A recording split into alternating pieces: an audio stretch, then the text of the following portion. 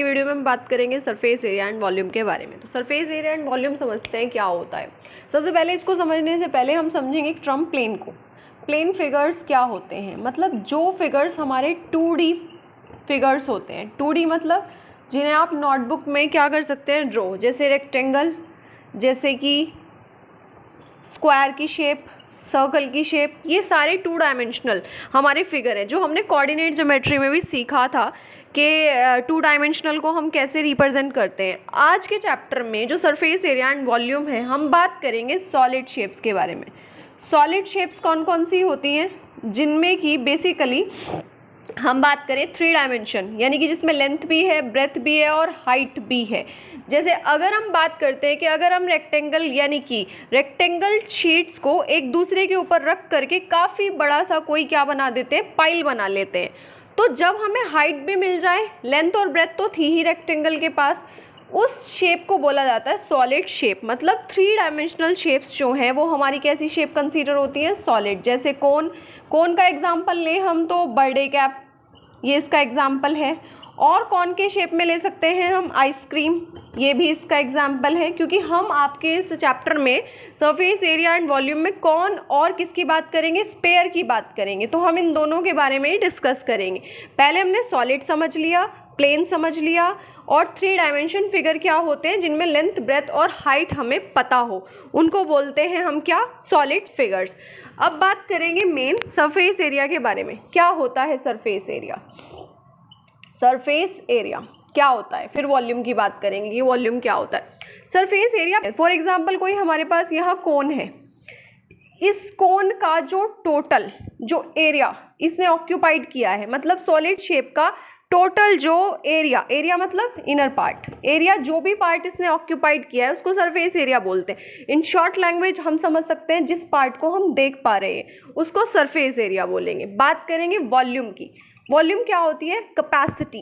Capacity किसकी, solid shapes की।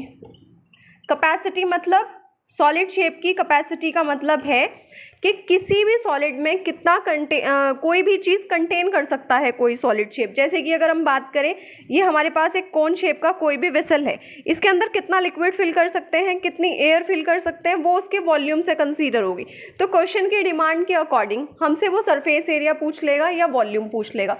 Surface area में भी हम बात करेंगे 2 तरह से, एक तो होता है कर्व सरफेस एरिया जिसको CS से बोलते हैं, और एक होता है टोटल सरफेस एरिया TS से। मतलब क्या, कर्व सरफेस एरिया और टोटल सरफेस एरिया में क्या क्या डिफरेंसेस है।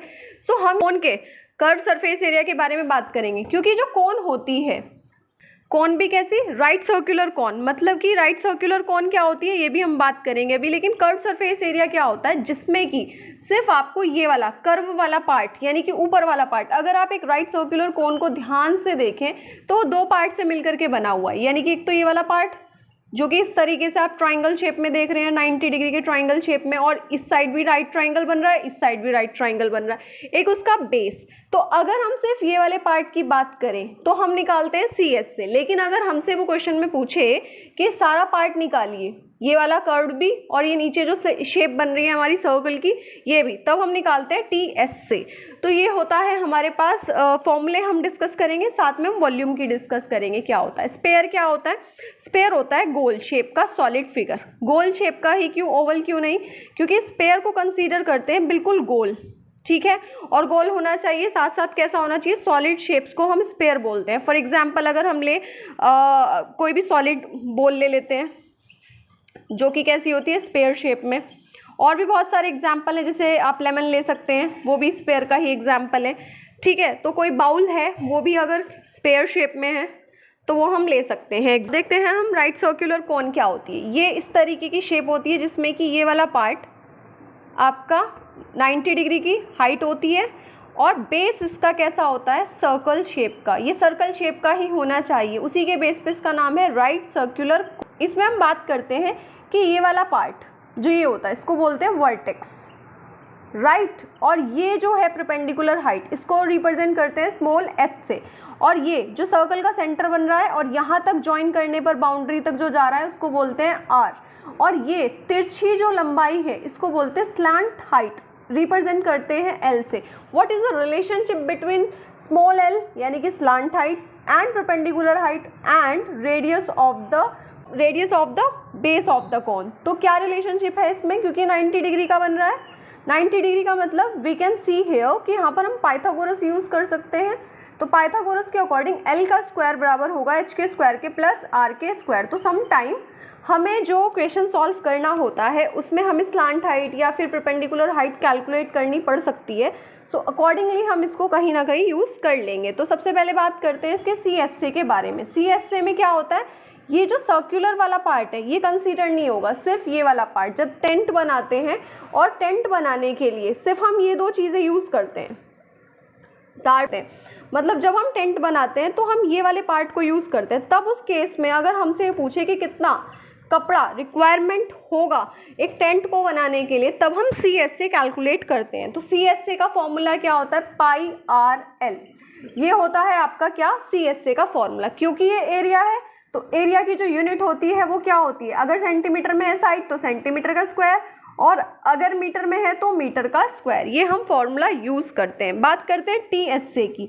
TSA में क्या होता है, ये वाला पार्ट तो आएगा ही, ये वाला पार्ट तो आएगा TSA में, ये वाला पार्ट तो आएगा ही, मतलब कि CSA वाला जो क्या था पाई आर एल। और साथ में क्या कंसीडर होगा, ये सर्कल जो नीचे बेस में है इसका क्या होता है एरिया, अगर हम बात करें तो पाई आर स्क्वायर। यहाँ से आप पाई और आर कॉमन ले सकते हैं, you will get here L plus R. तो ये क्या है आपका TSA का फॉर्मूला।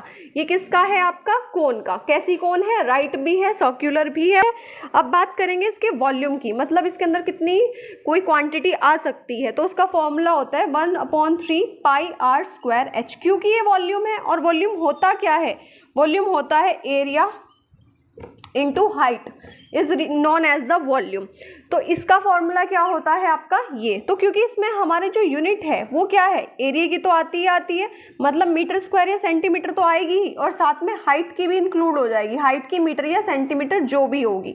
तो उसके अकॉर्डिंगली इसकी वॉल्यूम की जो यूनिट होगी वो कितनी होगी, मीटर की क्यूब। Hope you understand. अब आते हैं स्पेयर के बारे में।